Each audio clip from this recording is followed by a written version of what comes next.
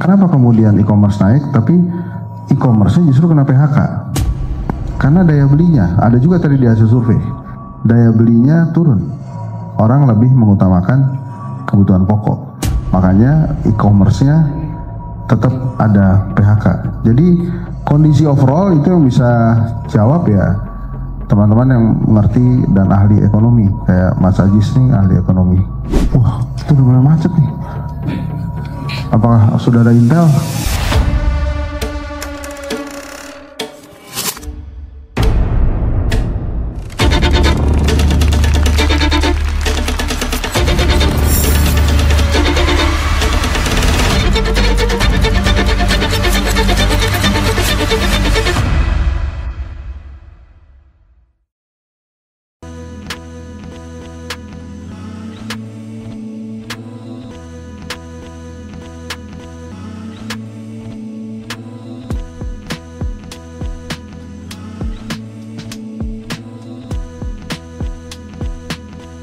Bismillahirrahmanirrahim. Assalamualaikum warahmatullahi wabarakatuh. Teman-teman semua, terima kasih sudah hadir. Saya tahu beberapa dalam perjalanan, termasuk Pak Purbaya Yudi Sadewa juga sedang dalam perjalanan. Yang nggak tahu mana gitu perjalanan. Tapi dia dalam perjalanan lah. Jadi kalau dia tiba-tiba datang nanti ya surprise juga buat kita. Teman-teman, waktu kami mengundang beberapa teman-teman media 11 tahun kedai kopi, semuanya banyak sekali di antara mereka yang kaget juga. Wah, sudah 11 tahun kedai kopi gitu. Gak kerasa memang waktunya. Cuma buat saya kerasa gitu ya. Waktu dari 2014 bahkan sampai hari ini yang paling lama di kedai kopi itu masuknya 2018, Mas Ucup.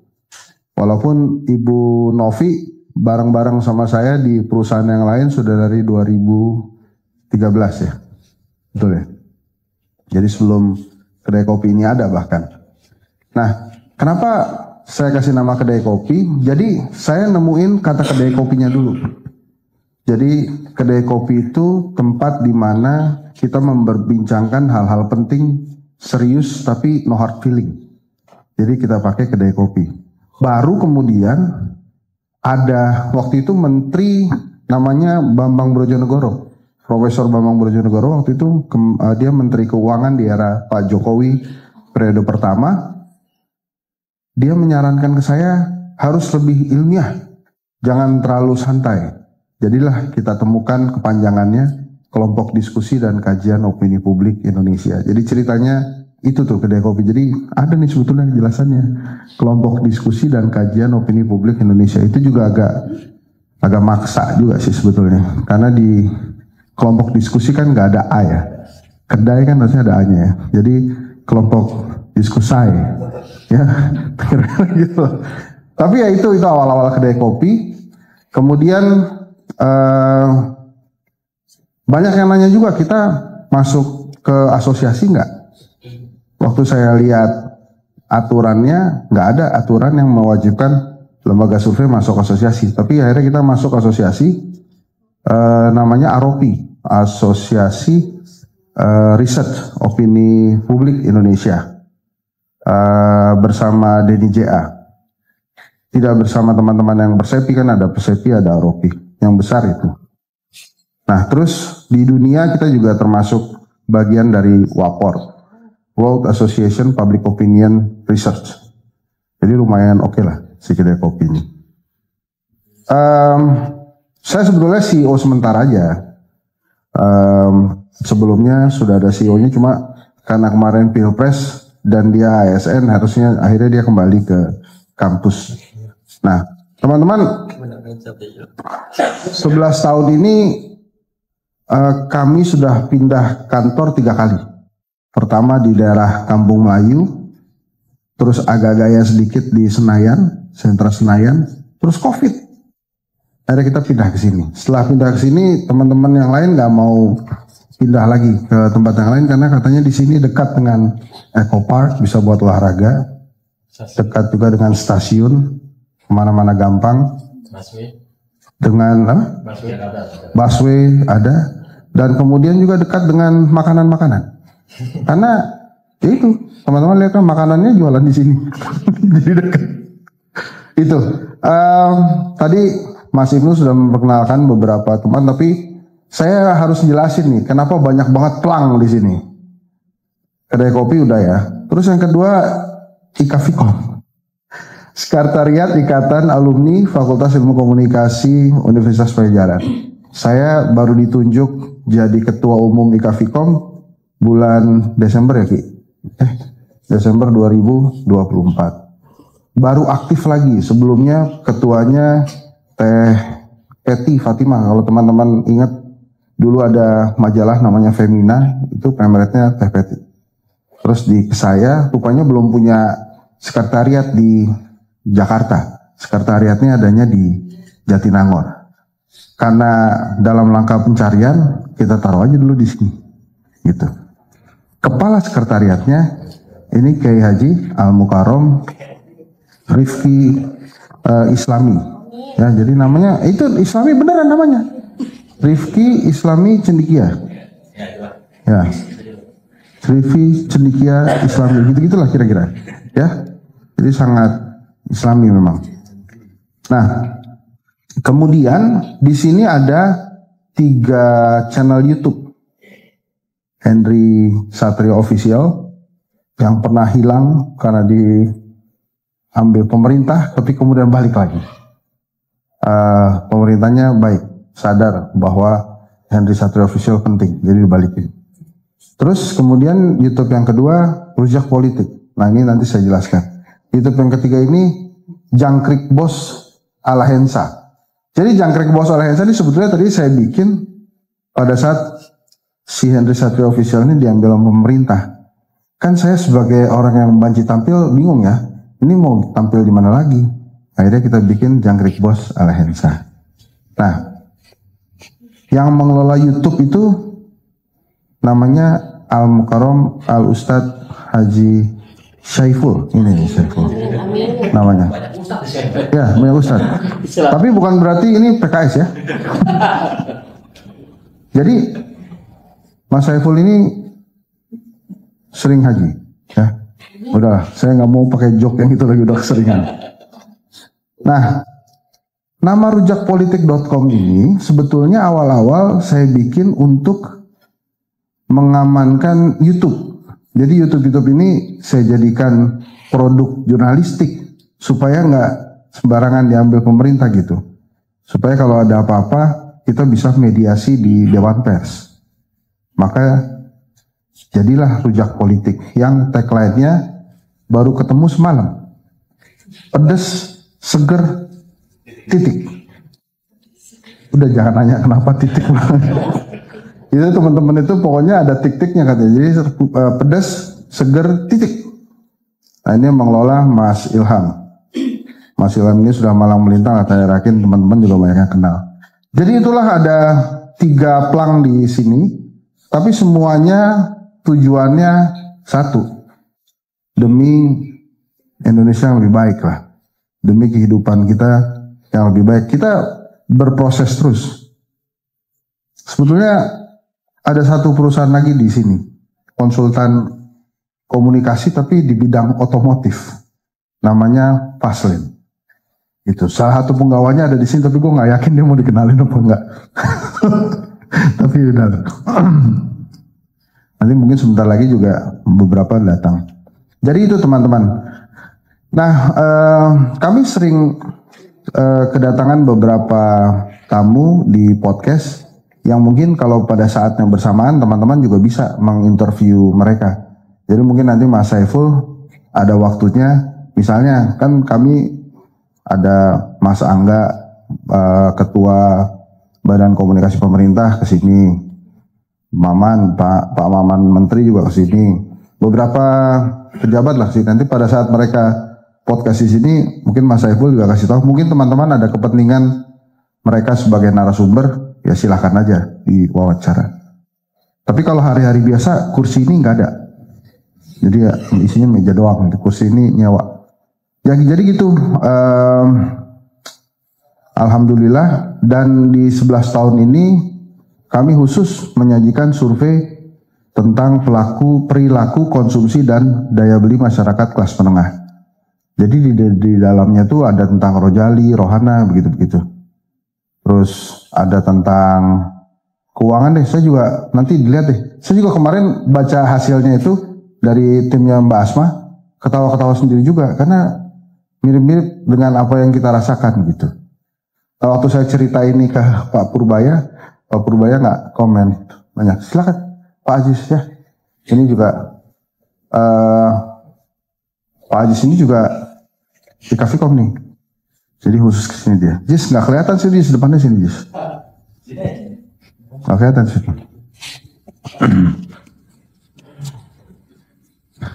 Itu protokolnya Pak Aziz disiapkan. Pakai protokol ya dari konten ya? Hah? Protokolnya. Nah, jadi gitu teman-teman. Kedai kopi punya lembaga penerbitan buku juga. Ada 2 buku yang baru diterbitkan. Di belakang teman-teman itu ada Momentum dan satu lagi yang akan diterbitkan sekitar bulan depan, Riah Riuh Komunikasi. Jadi itulah kami di hari ini. Jadi sekali lagi terima kasih banyak. Selamat mengikuti dan menyaksikan hasil survei dari kedai kopi. Terus tadi ada yang nge-DM, ini kita ikutan mensurvei pemerintahan nggak? Sejak zaman Pak Jokowi kami selalu kebagian tuh survei kepuasan publik ya. Bahkan pemerintahan Pak Jokowi itu menjadikan kedai kopi itu benchmark. Jadi kalau yang lain 70, 80, 70, 80, 70, 80 kepuasan gitu ya. Kedai kopi berapa? Kalau kedai kopi sama aman. Kira-kira begitu. Tapi sekarang kita sudah yang kedua kali per hari ini, nanti kalau memang bisa di launching kita launching juga.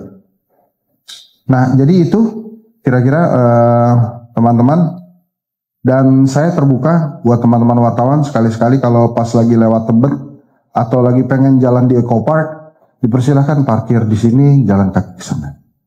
Kita ada kamar mandi juga. Jadi kalau mau mandi di sini boleh. Yang nggak boleh ke sini kalau lagi nggak ada orang. Ya mau ngapain? Nggak bisa masuk. Tapi insya Allah kita ada terus. Dan silahkan teman-teman kontak Rifki atau kontak Mas Ilham. Kalau memang beneran ini gue serius. Jadi kalau mau jalan-jalan ke Eco Park kan parkirnya mahal tuh. Dan terus suka diresein sama premannya tuh. Jadi boleh parkir di sini, ntar jalan ke sana. Tapi balik lagi ya. Tapi kalau nggak balik lagi, apalagi kalau bawa motor kan repot motornya. Gitu. Gitu kira-kira teman-teman. Terus kalau mau mampir ngopi-ngopi juga silahkan. Kalau kopi kita ada 24 jam kopi di sini. Tapi memang orangnya nggak sampai 24 jam. Jadi kopinya aja ada. Jadi bolehlah sini. Terima kasih. Kedai kopi juga termasuk bagian dari sejarah manusia. Kita ada manusia pertama di dunia, ini Mas Adam yang sebelah kanan. Jadi bangga bahwa kedai kopi akan selalu masuk dalam sejarah. Terima kasih. Saya kembalikan ke Pak Ibnu. Ini sebenarnya gue manjang-manjangin loh biar lebih banyak yang datang gitu. Makanya dari kan gue ngomong kan udah 4 nih tambahannya gitu loh. Jadi biar pas lagi mulai itu udah masuk semua. Terima kasih teman-teman dari Metro, TV One, Kontan, Periskop ya Mbak.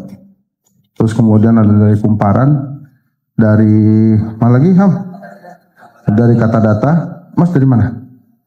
Dari Tempo. Mbak dari mana Mbak? Kompas.com. Dari? Oh dari Fajar. Terima kasih. Terima kasih ya. Dari mana? Dari Akbar Faisal. Oh dari Akbar Faisal. Gimana sudah sehat beliau? Dia masuk rumah sakit kemarin kan? Apa dokternya yang melarang ya? Serius beneran sakit ya? Saya doakan supaya sehat walafiat. Terima kasih. Udah nggak ada lagi. Jadi bisa dimulai. Assalamualaikum warahmatullahi wabarakatuh. Terima kasih sekali. Doanya mohon kami didoakan supaya bisa terus berkontribusi kepada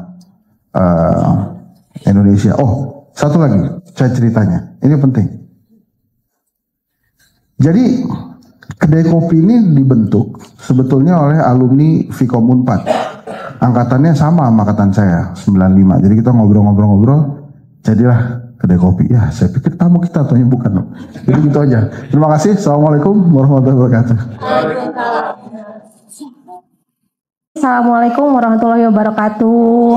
Terima kasih kepada Bapak, Mas, dan Mbak wartawan. Kayaknya cuma kedai kopi ya yang undang acara ulang tahun disuguhin data, bukannya pesta, gitu ya. Komplainnya ke Bapak Direktur. Ya, jadi pagi ini terima kasih terlepas dari tadi agak mendung, sedikit hujan, Mas dan Mbak sudah mau hadir gitu ya merayakan ulang tahun kedai kopi dengan mengolah atau mereview survei yang kami lakukan secara online. Memang topik kelas menengah yang kami diskusikan gitu ya sebenarnya sudah cukup noise-nya itu kan sudah dimulai awal tahun, di mana secara statistik kan memang secara proporsi dia menurun kan. Jadi memang ada ketegangan lah di kelas menengah. Itu di awal tahun 2025. Nah sekarang sudah hampir 1 tahun, di bulan Oktober sudah sebulan, memperingati juga 1 tahun juga pemerintahan Presiden Prabowo dan Wapres Gibran. Kita pengen tahu gimana sih gambaran perilaku kelas menengah saat ini gitu ya.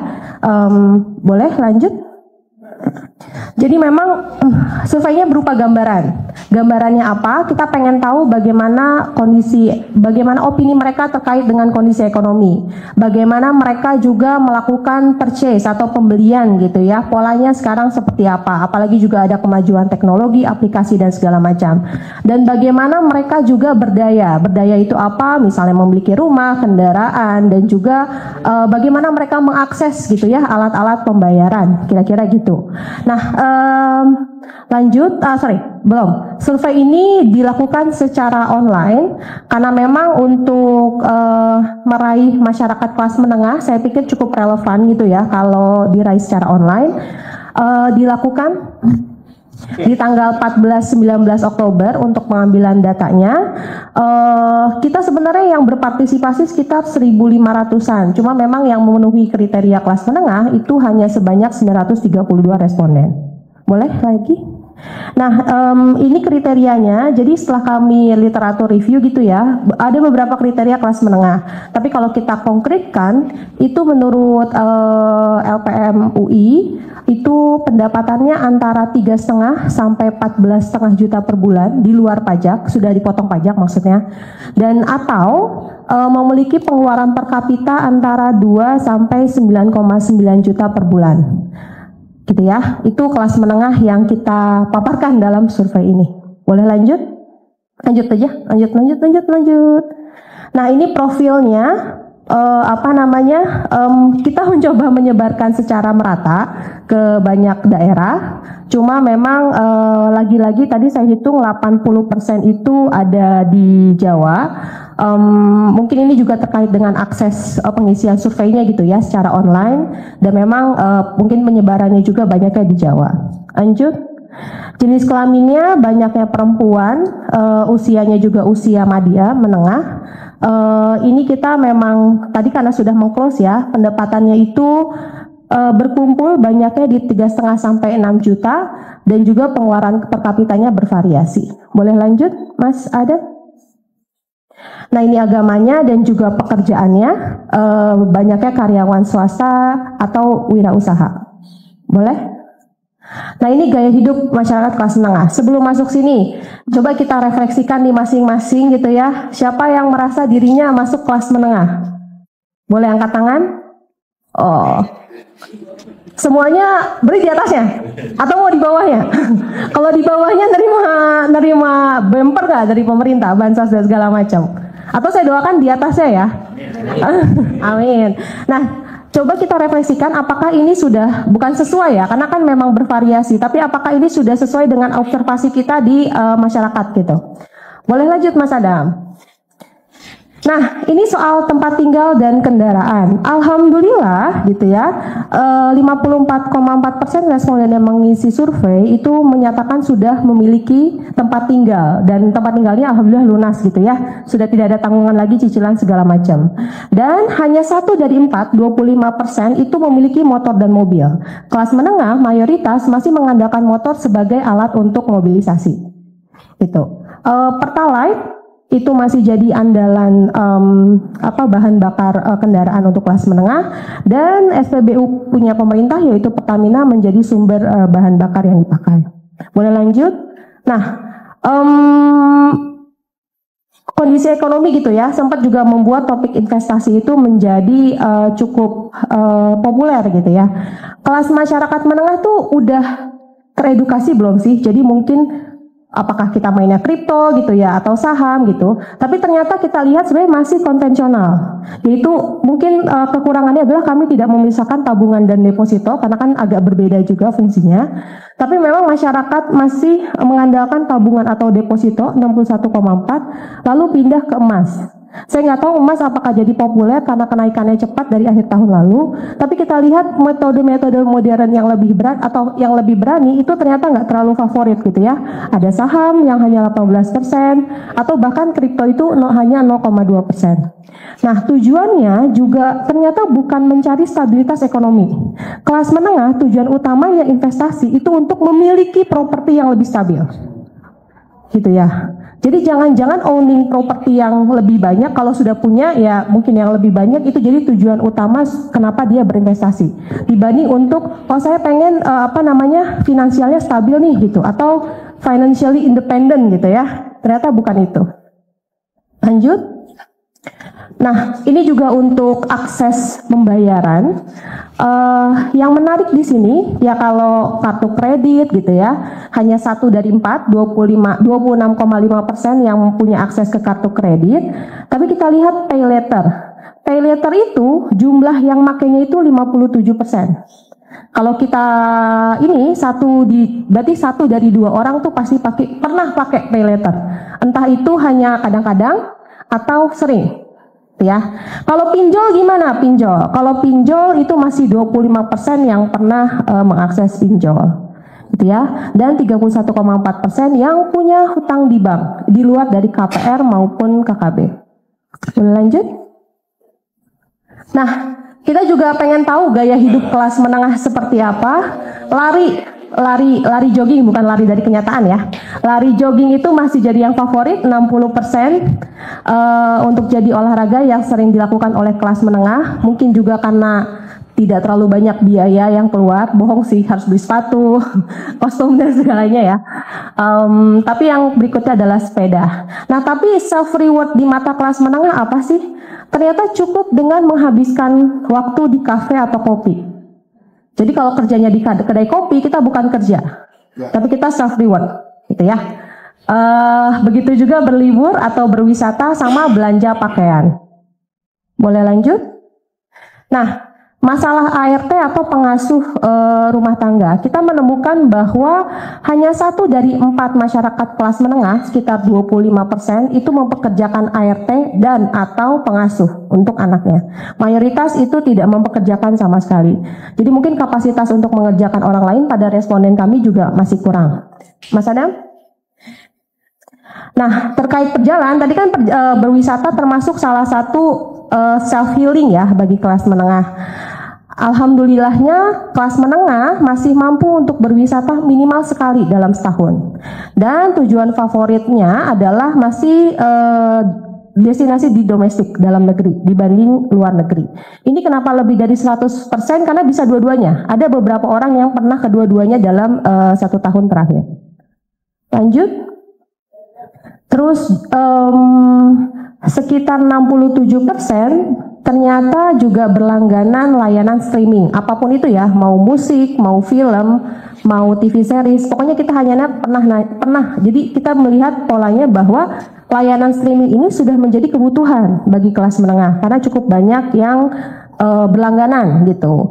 Dan konten yang paling banyak dikonsumsi adalah drama, apapun itu ya, drama Korea, Cina atau Jepang.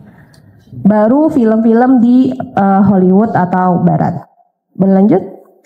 Nah, itu untuk pola hidup gitu ya, pembayaran, gaya hidup dan sebagainya. Kita masuk sekarang bagaimana kelas menengah berbelanja. Nah, kita menanyakan ke mereka gitu ya, pengeluaran mereka, kondisi ekonomi mereka seperti apa sih dalam 3 bulan terakhir. Ternyata mayoritas dari mereka menyatakan 63% itu pengeluaran rumah tangganya naik gitu ya. Alasannya bisa banyak. Di survei kami yang lain, harga bahan pokok yang naik juga jadi alasan kenapa pengeluaran rumah tangga naik. Dan mereka mayoritas 62% menganggarkan dari pendapatan itu setengah dari pendapatan untuk kebutuhan pokok. Cukup banyak ya, kalau misalnya kita gaji UMR Jakarta aja 5 juta, berarti 2,5 juta itu untuk kebutuhan pokok. Boleh lanjut? Nah, ini kita tanya secara spesifik ya, mana yang berkurang naik, mana yang berkurang, mana yang bertambah dan segala macam. Yang paling kerasa bertambah dalam beberapa bulan terakhir ini adalah satu, kebutuhan pokok, termasuk membeli makanan, transportasi, atau membayar tagihan. Begitu juga dengan membayar biaya pendidikan anak, itu juga kerasa naik. Tapi untuk gaya hidup, itu berkurang. Nah, bisa aja karena kebutuhannya naik, proporsi yang dihabiskan atau kuota yang dihabiskan untuk gaya hidup itu jadi menurun. Nah, kalau kita lihat gitu ya, kan kami mengadakan kayak perhitungan gitu. Berapa orang yang memprioritaskan kebutuhan pokok, berapa orang yang memprioritaskan gaya hidup di antara dua ini. Asumsinya kalau kebutuhan pokok ya mereka berarti prioritasnya ke hal-hal yang pokok gitu ya. Kalau gaya hidup mungkin ngejar tren segala macam. Kami menemukan bahwa 63% itu memang fokusnya untuk menghabiskan pendapatan itu untuk gaya pokok. Nah, ada 33% yang bisa seimbang antara gaya pokok sama kebutuhan pokok sama gaya hidup. Hanya dan 4% lebih memprioritaskan gaya hidup. Jadi memang saya nggak tahu apakah ini memang pola perilaku atau tuntutan kondisi ekonomi sehingga banyaknya yang memprioritaskan ke kebutuhan pokok.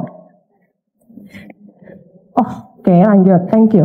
Nah, ini kuotanya ternyata mayoritas 46% itu menganggarkan sekitar 500 sampai 1,5 juta untuk gaya hidup.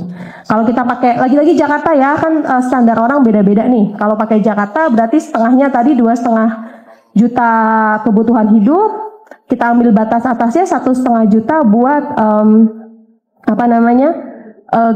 gaya hidup gitu ya. Jadi kan pas tuh 5 juta. Enggak deh, masih ada 1 juta lagi ya untuk nabung.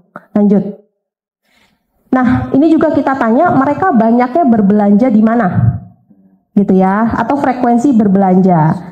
Apakah masih di mall atau justru pasar? Kalau kami menemukan pasar dan e-commerce, aplikasi e-commerce itu paling sering dikunjungi, warna coklat itu loh, 2-4 kali dalam sebulan. Sedangkan frekuensi untuk mengunjungi toko retail, mau toko retail yang kecil, mau toko retail yang besar, maupun mall, itu lebih sedikit. Karena dikunjunginya hanya sebulan sekali. Gitu ya. Lanjut. Nah, emang mall itu jadi apa gitu ya bagi kelas menengah? Ternyata fungsi mall itu bukan lagi menjadi tempat orang untuk membeli atau purchase, tapi lebih ke jalan-jalan gitu ya, menikmati suasana mall atau makan minum, baik yang dimakan di tempat maupun take away. Baru yang ketiga, belanja kebutuhan sehari-hari. Jadi memang fungsinya berubah dari untuk tempat purchasing jadi tempat buat rekreasi kalau menurut saya. Nah, ini kita juga tanya seberapa sering mereka membeli makan atau memberi makan di luar. Ternyata 2-4 kali dalam sebulan, jadi seminggu sekali gitu ya. Paling nggak masyarakat kelas menengah jajan, beli makan di luar. Dan juga ini untuk Rohanga Rojali, kita tanyakan pernah nggak sih ke toko atau ke mall tapi nggak pernah belanja, cuma lihat-lihat aja. Ternyata mayoritas pernah, 86,6% pernah melakukan itu. Ya, kalau kita perbandingan kan berarti 3 dari 5 masyarakat kelas menengah. Oke, lanjut. Nah, kenapa Rohana dan Rojali dilakukan gitu ya? Ternyata memang tujuannya beda. Tadi mereka balik bahwa ke mall itu kita cuma pengen jalan-jalan kok, pengen lihat-lihat kok gitu ya. Dan mereka juga bilang bahwa harga produk offline yang kita temukan di mall atau di toko itu terlalu mahal. Pun kalau ada promonya nggak masuk gitu ya. Kurang menarik gitu. Dan ternyata kita juga melihat potensi omnichannel. Jadi dia pengen lihat dulu aja gitu barangnya. Lanjut. Nah, ini juga karena dia tujuannya untuk mungkin jalan-jalan doang gitu ya, atau dia juga merasa harganya lebih mahal, atau dia pengen melihat bentuk fisiknya aja, maka memang 94,5 akhirnya pernah membandingkan harga di toko offline dengan harga di toko online. Dan pasti kalau lebih murah di toko online, belinya di online. Ada yang beli di offline karena pengen buru-buru? Oh, oke. Nah, kita juga nanya lagi, pernah beli di TikTok nggak karena harga lebih murah? Ternyata mayoritas 73% murah. Nah, emang produk apa aja sih yang kira-kira bisa comparable gitu ya? Yang orang tuh kayak, oh ya udah di online bisa lebih murah nih, kita beli di online aja gitu ya. Ternyata fashion itu nomor 1 gitu ya. Datanglah ke toko A, oh segini harganya, pas lihat oh lebih murah, ya udah saya belanja ini aja deh, ukurannya udah pas oleh orang ini. Atau kosmetik dan skincare. Itu juga jadi karena banyak diskon ya kalau kosmetik dan skincare ya, saya juga begitu soalnya. Baru berikutnya adalah barang-barang rumah tangga gitu ya, furniture, home appliances, elektronik dan sebagainya. Nah, ini juga merek, gimana merek? Penting nggak buat Bapak Ibu? Tidak penting. Penting ya, ya benar. Ternyata 78,7 itu merasa merek itu cukup penting dalam memutuskan membeli barang, gitu ya. Kita juga mengidentifikasi, jadi nanti setelahnya sebenarnya ada faktor-faktor yang mempengaruhi, tapi kita mencoba mengidentifikasi nih orang yang merasa tren itu penting. Kalau tren itu penting berarti orang yang FOMO ya, fear of missing out. Nah, kita juga mengidentifikasi, kan ada ya beberapa orang yang dituntut, oh kalau dia nggak pakai barang bermerek kayaknya orangnya nggak kredibel deh. Nah, itu ada tuh orang-orang kayak gitu. Nah, kita mengidentifikasi bahwa orang yang FOMO atau orang yang mempersepsikan dirinya mendapat tekanan untuk berpakaian tertentu itu akan lebih mementingkan merek dibandingkan orang yang tidak merasa itu penting. Ya, jadi persentasenya 89% orang yang FOMO merasa merek itu penting, dan orang yang merasa ada tekanan sosial gitu ya untuk beli-beli barang bermerek, 89% merasa merek itu penting. Oke, nah itu tadi pola pembeliannya. Sekarang kita mengidentifikasi faktor apa sih yang mendorong atau menghambat pembelian. Boleh lanjut? Pertama adalah yang mempengaruhi, satu, semakin orang punya literasi yang baik dalam mengelola keuangan, itu akan semakin berpengaruh bagaimana dia untuk membeli atau menahan membeli sesuatu gitu ya. Kehadiran e-commerce juga menurut responden faktor penting untuk mempengaruhi dia dalam mengonsumsi sesuatu. Berikutnya adalah tekanan ekonomi rumah tangga. Itu 3 hal besar yang mempengaruhi seseorang dalam perilaku konsumsi rumah tangga. Dan kita lihat yang paling kecil adalah tren itu ada 43% orang yang menganggap mengikuti tren itu penting. Tapi kalau kita bandingkan sama faktor lain itu kurang kuat gitu ya. Tapi ada. Baru orang yang berikutnya adalah yang punya pressure gitu ya untuk mengikuti sekitarnya. Boleh lanjut? Nah, ini orang-orang faktor-faktor ini kalau kita bagi terhadap pekerjaan ya. Tekanan ekonomi rumah tangga itu konsisten pada ibu rumah tangga dan pekerja. Pekerjanya itu bisa formal maupun non formal. Sedangkan kalau pekerja formal dibanding demografi lain, sebenarnya masih paling ngaruh adalah e-commerce dan juga literasi keuangan ya. Tapi kalau pekerja formal dibanding yang lain, persentasenya itu lebih banyak orang yang FOMO dan juga lebih banyak orang yang merasa ada tekanan sosial di sekitarnya gitu untuk membeli sesuatu dibanding pekerja yang lain gitu ya. Lanjut. Nah, ini juga bagi orang yang merasa ada tekanan gitu ya, rumah tangga apa tekanan dalam kondisi ekonomi rumah tangga, dia banyak bilang adalah karena biaya kebutuhan pokok naik. Sehingga, agak loncat, dia lebih banyak menunda pembelian. Atau tadi mengurangi makan atau nongkrong di luar. Jadi purchasing di luarnya jadi lebih rendah gitu ya. Karena tadi biaya pokoknya itu naik loh. gitu. Dan mungkin mereka juga punya beban cicilan, walaupun 44% nggak ada, tapi beberapa punya beban cicilan, ada cicilan kendaraan 23%, cicilan elektronik 21%, sama cicilan rumah tangga sekitar 12%. Boleh lanjut? Nah, kita juga nanya pekerjaan gitu ya, karena salah satu faktor yang mempengaruhi konsumsi kan juga apa kita punya kerja atau enggak gitu ya. Ternyata 25% rumah tangga pernah mengalami PHK. 9% dia, responden yang di PHK, atau 16% anggota rumah tangganya. Terus kalau kita lihat, PHK itu banyaknya dialami oleh siapa gitu ya. Ternyata lebih banyak dialami oleh responden. Kalau laki-laki dia yang di PHK, kalau yang perempuan anggota rumah tangganya.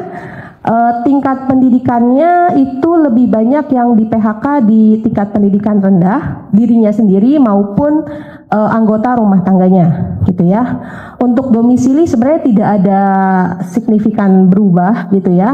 Nah, untuk pekerjaan, pekerja informal itu lebih banyak yang dirinya di PHK dibanding pekerja formal. Tapi ada juga memang banyaknya itu untuk pekerja informal itu anggota keluarganya yang di PHK gitu. Lanjut. Nah, terus gimana setelah di PHK? Dia di hire lagi nggak atau udah dapat kerja lagi belum? Ternyata 43,4 itu lebih dari 6 bulan belum dapat kerja. Dan pada saat di PHK akhirnya dia memakai tabungan darurat gitu ya, untuk menjaga perilaku konsumsinya, atau juga akhirnya mencari pekerjaan lain atau tambahan yang sifatnya temporer karena belum dapat pekerjaan yang permanen gitu. Lanjut. Nah, dari orang yang merasa di PHK gitu ya, ternyata hanya setengah, 47% yang sudah bekerja kembali. Dan secara gaji gitu ya, mayoritas sih sama gitu ya, 53,%. Hanya 26,8 yang mendapat gaji lebih tinggi. Boleh lanjut? Nah, bagi yang tidak di PHK, bagaimana kondisi ekonominya gitu ya? Sebenarnya ini kebagi dua nih, entah stabil 40% atau ada kenaikan atau penurunan 42%. Nah, kalau kita lihat berdasarkan pekerjaan gitu ya, yang di atas, ibu rumah tangga merasa penghasilannya itu sedikit naik atau sedikit turun. Itu untuk ibu rumah tangga. Kalau pekerja formal, mungkin karena mereka lebih formal dan permanen, ada kontrak, itu sebenarnya mayoritas menjawab stabil. Sedangkan kerja informal itu menyatakannya itu justru mereka entah naik sedikit atau turun sedikit gitu. Dan juga ancaman untuk ketidakstabilan tadi, naik sedikit atau turun sedikit, itu juga dialami oleh responden yang tingkat pendidikannya rendah gitu ya. Jadi yang rentan gitu ya, pekerja informal, pendidikan rendah, itu mungkin mengalami sedikit ketidakstabilan, nggak besar tapi potensi ketidakstabilan itu ada. Boleh lanjut? Nah, kami juga menemukan bahwa gig ekonomi atau sumber penghasilan yang sifatnya temporer gitu ya, misalnya bermitra atau freelance, bagaimana sih pandangannya terhadap tadi kontribusi untuk memberdayakan kelas menengah gitu. Nah, menurut responden kelas menengah, adanya gig ekonomi itu kuat pada mendukung pendapatan yang tidak stabil. Karena tadi kali ya, kondisinya juga temporer, pekerjanya juga kontrak gitu kan. Jadi memang ya udah gitu, pendapatannya pasti tidak stabil. Pendapatan tidak stabil ngaruh ke sulitnya untuk menabung. Jadi mungkin bumper keamanan gitu ya, untuk saving itu sulit buat orang-orang yang bergabung dalam gig ekonomi. Faktor lainnya apa? Itu jadi susah buat mereka untuk membeli sesuatu, untuk mengonsumsi sesuatu, daya belinya jadi rendah. Itu juga ngaruh ke uang pensiun gitu ya. hanya sedikit yang mungkin menyadari efeknya ke keamanan pekerja BPJS. Gitu. Karena mungkin memang beberapa yang temporer kan juga menyediakan BPJS ya. Tapi memang pengaruh gig ekonomi itu lebih kepada pendapatan dan juga daya beli. Nah, kita juga nanya ke kelas menengah, boleh balik lagi. Masalah utama dalam segi ketenaga kerjaan itu apa sih gitu ya? Adanya batasan usia itu menjadi masalah paling utama, diikuti oleh terbatasnya lapangan pekerjaan formal yang justru akan harusnya berkontribusi terhadap kekuatan kelas menengah ini, sama banyaknya PHK massal. Gitu ya. Jadi availability pekerjaan formal tuh dan jadi lebih kecil gitu ya. Jadi support ke kelas menengah juga lebih rendah. Lanjut. Nah, ini untuk perilaku mencari informasi. Kalau Mas dan Mbak wartawan ingin membocorkan ke Pemretnya boleh, lanjut. Gimana sih mereka mencari informasi? Ternyata mayoritas lewat media sosial. Jadi akun media sosial yang punya berita itu wajib. Ya 46,9.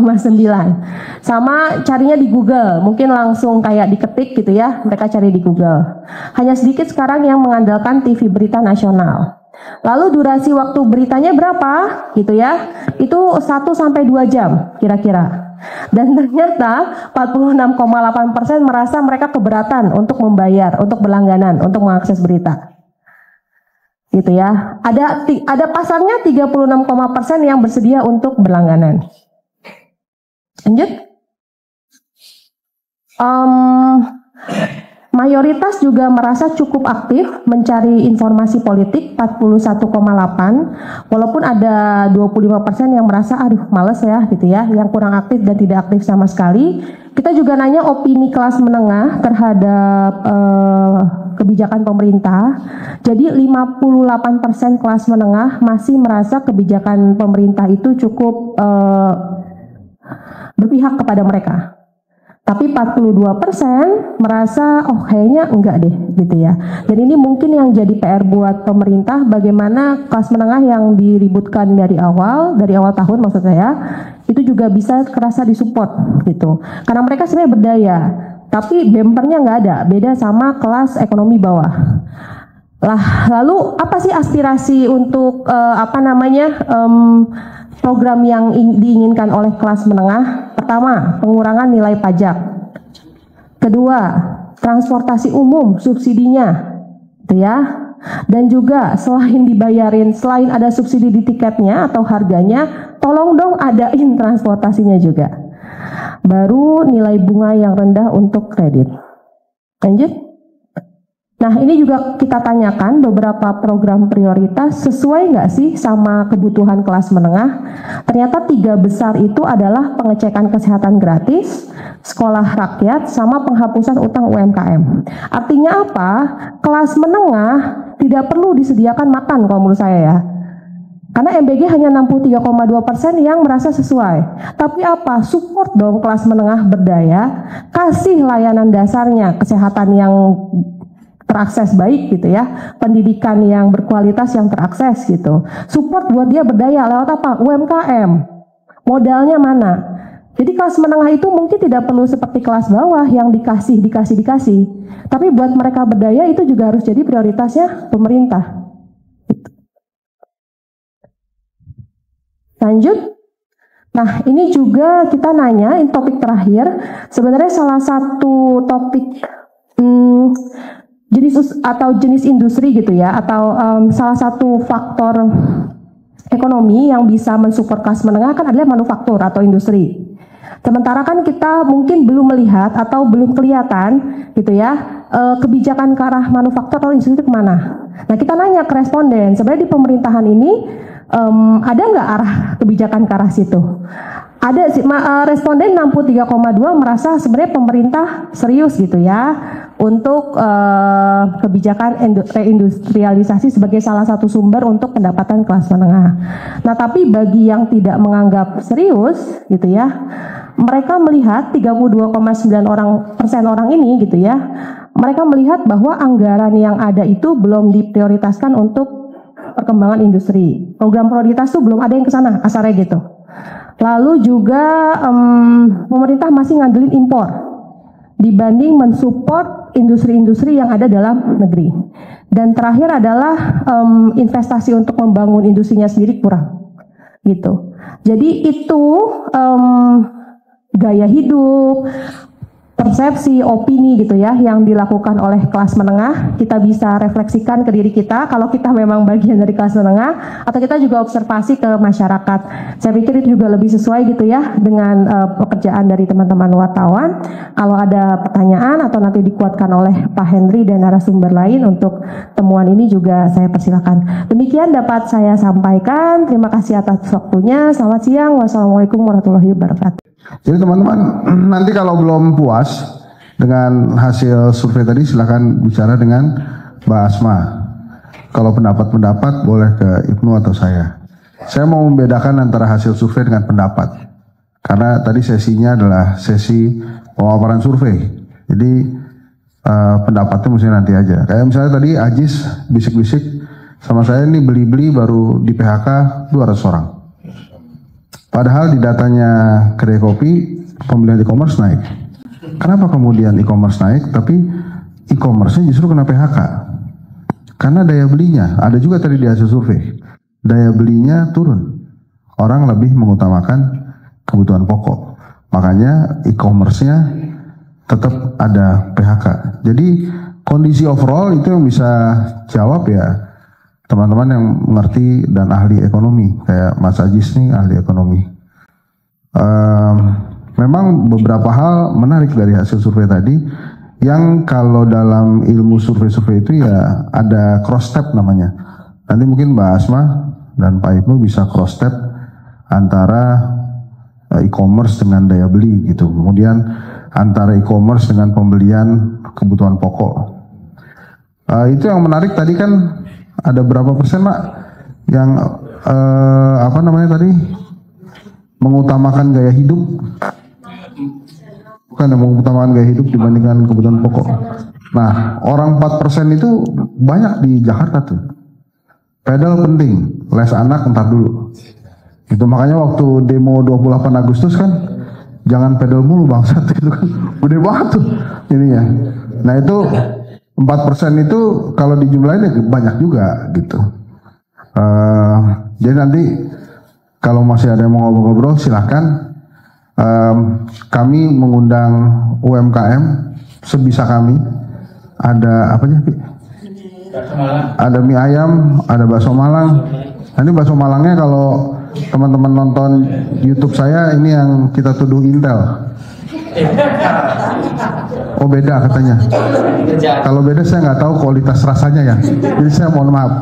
Ada kopinya ada dua. Ada kopi giling sendiri atau kopi jadi, kopi jago. Ada kue cucur. Ini kue cucur terenak di dunia, percaya deh. Kue cucur itu paling enak di dunia. Silakan Ci, sini depan Ci. Nah ini Dewan Eksekutif IKAVIKOM. Jadi hari ini isinya wartawan dan IKAVIKOM. Terus ada apa lagi makanannya? Somai. Terus apa lagi? Salak. Salak pisang. Jadi nanti teman-teman silakan aja bolak-balik. Saya tetap ada di sini. Pak Ibnu juga. Jadi kalau mau ngobrol data-data yang terkait opini tadi bisa. Tapi kenapa tadi Ajis bisa ini kenapa? Beli-beli mem-PHK 200 orang. Itu jawabannya. E-commerce-nya memang naik, tapi kalau yang beli nggak ada kan repot juga. Tapi kalau teman-teman baca quote saya tentang Purbaya, kalau dengerin Purbaya besok kayaknya kita tajir semua gitu. Itu yang ngasih quote itu Ibu Cici, Mbak Cici. Jadi dia bilang, kan kalau dengerin Purbaya kelihatannya bulan depan kita tajir semua ya. Gitu, nah, itulah dia. Jadi mudah-mudahan lah kita tajir semua. Nah, untuk mempersingkat waktu, wah sudah mulai macet di luar. Nah ini ada satu lagi pejabat IKAVIKOM nih, bendahara juga, Ibu Heni. Wah itu udah mulai macet nih. Apakah sudah ada Intel?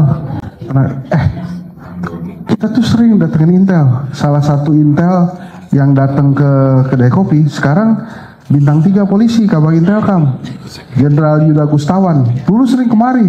Kita ngerokok di belakang ngobrol, makanya dia jadi Kabag Intelkam. Saya senang juga tuh, kita temenan kan, Kalau bisa saya 1 meter aja itu jaraknya sama dia. Oke, sekarang apa nih? Rujak politik ya.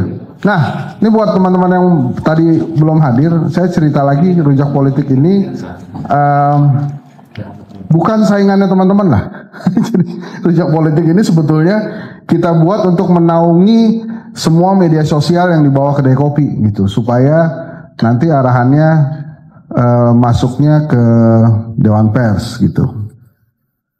Kenapa begitu? Ya karena begitulah kira-kira teman-teman lebih paham. Dan kami terdaftar di Dewan Pers sudah. Keren nih. Alhamdulillah. Sudah daftar di Dewan Pers, terus ada di AMSI, ada di JMLC, sama siapa sih? Ya. Dia sekarang ya. Untuk mempersingkat waktu, saya balikin lagi ke Ibnu ya. Saya tadi cuma mau ngebedain tuh antara hasil survei sama opini gitu. Nanti kalau opini kita ngobrol-ngobrol lagi. Ini sudah belum apa-apa, sudah zuhur ya. Yang puasa setengah hari, dipersilakan. Silakan Bu, dimulai lagi.